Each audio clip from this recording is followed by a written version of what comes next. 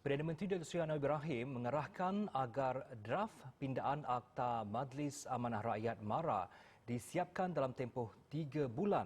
Pindaan itu merangkumi langkah memperkemas fungsi MARA sebagai payung besar ekonomi Bumiputera serta pusat sehenti pembangunan menerusi penyelarasan pelbagai agensi dan dasar berkaitan.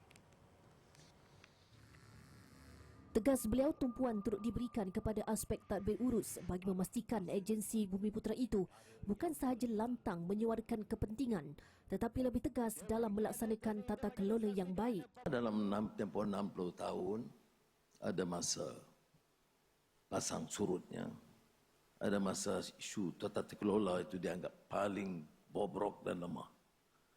Dan sebab itu saya ucap terima kasih kepada MARA, pengurusi dan jawatan yang memusatkan perhatian dalam isu tata kelola. Maka saya harap draft Akta MARA yang baru TPM arahkan supaya siap sebelum akhir tahun.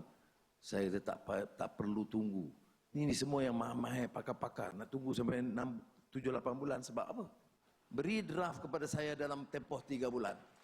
Beliau berkata demikian ketika berucap pada majlis sambutan 60 tahun MARA di Pusat Dagangan Dunia Kuala Lumpur siang tadi.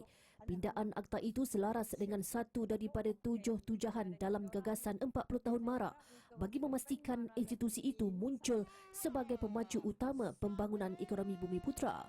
Transformasi MARA bermula dengan memperkukuh peranannya sebagai konglomerat pendidikan dan keusahawanan serta memantapkan penguasaan ekonomi Bumiputera melalui pendekatan 3P iaitu penyertaan, pemilikan dan penguasaan.